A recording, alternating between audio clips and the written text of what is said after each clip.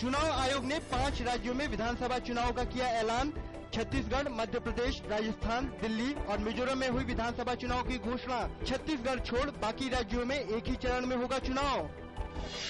छत्तीसगढ़ में 2 चरणों में 11 व 19 नवंबर को होंगे विधानसभा चुनाव। मध्य प्रदेश में 25 नवंबर, राजस्थान में 1 दिसंबर और दिल्ली एवं मिजोरम में 4 दिसंबर को डाले जाएंगे वोट। वोटों की गिनती का काम 8 दिसंबर को होगा। तेलंगाना राज्य के गठन को कैबिनेट की मंजूरी के साथ ही सियासत गरमाई। 4 केंद्रीय मंत्रियों ने की इस्तीफे की पेशकश। इसके साथ ही कुछ सांसदों ने भी अपनी सदस्यता से इस्तीफा दे दिया है। केंद्रीय मानव संसाधन मंत्री पल्लम राजू ने भी तेलंगाना मसले पर अपने पद से इस्तीफा देने की पेशकश की है।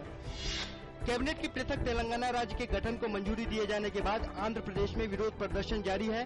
सीमांध्र समर्थकों के विरोध प्रदर्शनों के मद्देनजर पूरे राज्य खासकर तटीय आंध्र और रायलसीमा क्षेत्रों में हाई अलर्ट जारी कर दिया गया है।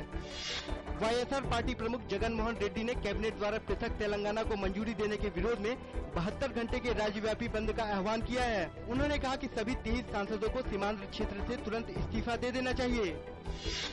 टीडीपी नेता चंद्रबाबू नायडू ने कहा कि संयुक्त आंध्र की मांग सर्वसम्मति से हुई है। उन्होंने कहा कि अलग तेलंगाना राज्य के मुद्दे पर संयुक्त कार्य समिति और इसके दावेदारों के बीच बातचीत जरूरी है। राष्ट्रीय आपदा प्रबंधन संस्थान के 9वें स्थापना दिवस के मौके पर उत्तराखंड में राहत एवं बचाव कार्य के दौरान शहीद जवानों के परिवारजनों को किया गया सम्मानित। इस मौके पर प्रधानमंत्री डॉक्टर मनमोहन सिंह ने कहा कि देश में कुशल आपदा प्रबंधन और आपदाओं को लेकर पूर्व चेतावनी प्रणाली क्षमता को बेहतर बनाया जाना चाहिए। गुजरात के 2 दिवसीय दौरे पर गए कांग्रेस उपाध्यक्ष राहुल गांधी आज दूसरे दिन राजकोट पहुंचे। वहां पहुंचने के बाद उन्होंने कांग्रेस के जिला और ब्लॉक स्तर के पदाधिकारियों से मुलाकात की। राहुल गांधी ने राज्य के तमाम नेताओं से आगामी रणनीति पर विचार विमर्श किया। देश में बढ़ती महंगाई और भ्रष्टाचार को लेकर भारतीय कम्युनिस्ट पार्टी के कार्यकर्ताओं ने दिल्ली के जंतर मंतर पर विरोध प्रदर्शन किया और गिरफ्तारी दी।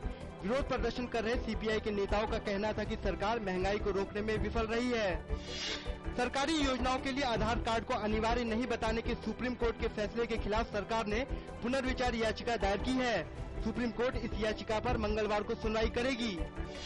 सेना ने जम्मू कश्मीर के किरण सेक्टर में घुसपैठ के एक और प्रयास को किया विफल।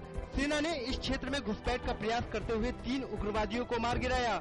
सीमा पार से गोलीबारी की खबरों के बीच सेना प्रमुख जनरल विक्रम सिंह ने कहा कि सीमा से सटे कुछ इलाकों में युद्ध विराम उल्लंघन की खबरें हैं।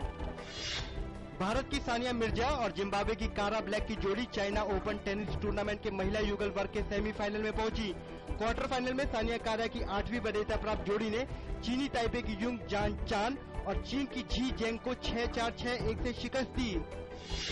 लिएंडर पेस भी अपने जोड़ीदार कनाडा के डेनियल नेस्टर के साथ पुरुष युगल वर्ग के सेमीफाइनल में पहुंच गए हैं। पेस नेस्टर ने क्वार्टर फाइनल में फर्नांडो वर्डास्को और डेविड मरेरो को 7-6, 6-3 से शिकस्त दी।